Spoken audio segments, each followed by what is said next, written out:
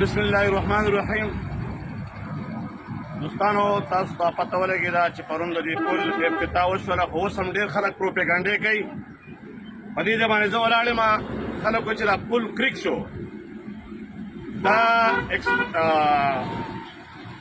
ایکسپینشن جاینټ ایکسپینشن جاینټ دې ته وایي چې په دې کې به د دې په مس کې ګیپ چې کوم دی دا تاسو ګورئ، دا ګیپ دا 3-4 انچه ګیپ دی. دا 3-4 انچه ګیپ کې به په دې کې به ربړ لګي، او دا د دې دپاره دا لګي، دا په نورو پلونو په پاکستان کې په هر ځای کې هم لګېدلي، په بهرنۍ دنیا کې هم لګېدلي. دا د دې دپاره لګي چې بیا په دې باندې ګاډي راځي چې هغې د جمپینګ دپاره چې دی په هغې کې چې دی نو په دې پل کې بیا څه دراړ څه دغه نه راځي، دا د هغې د مضبوطوالي دپاره دی. خو کاش افسوس ده چې ته په ایک دو نه پوهېږي او په دو 4 نه پوهېږي، او بیا د 5 او د 8 نه خوا تللی نه شي. نو اوس د دې نه وروسته ګوره تارکول دي، تاسو ته ما ویلي چې په دې باندې به واړه ګاډي ځي. اوس هغه دی کې خیال و موږ هغه خاوره ټسټینګ و، بیا د هغې دپاره چې نو بوجۍ کېښودل شي. پل دلته جوړ شو، بوجۍ هلته ایښوده کېدي، او هلته کې چې نو بورینګ والا کېدو. نو دا د څه لپاره والا کېدو؟ ډېر خلکو چې لکه دا خو دلته بوجۍ کېښودلی شوي او ورکوټ یې پل غوندې جوړېږي. اوس تا تعلیم نه دی کړی، ټکنالوجي دي، مطلب دا دی چې کمزوري ده.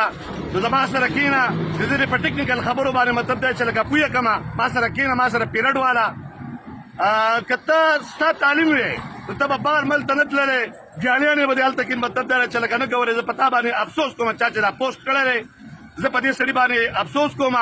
ته زما را افتتاح چې دی نو دا برداشت کولی نه شي.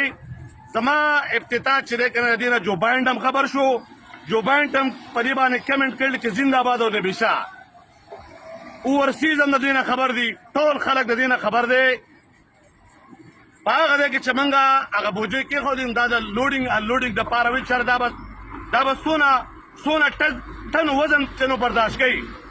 الحمدلله هېڅ خبره نشته دی. که وران هم شو، خراب هم شو، یو خو چې که طوفان نوح راشي د هغې زه ذمهوار نه یم، نه چې ذمهوار ده.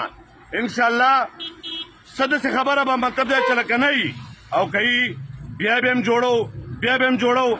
خو دلته کې چې دا کوم ټکنیکل خبرې دي نو دغه ټکنیکل خبرې دي، نور څه نشته دی. خو زما افتتاح د غریب مولا افتتاح برداشت کولی نه شي بچیا. یاد وساته نورې افتتاحګانې به انشاءالله کوم، دا به واورې انشاءالله چې د دې زیړ پټکي مولا په پاکستان کې ژوندی. نو زه به تا ته وښیم، دا مې ته وښوده چې کر کې دکایا، دا واده مې پوره کړل او نورې وعدې به هم انشاءالله پوره کوم.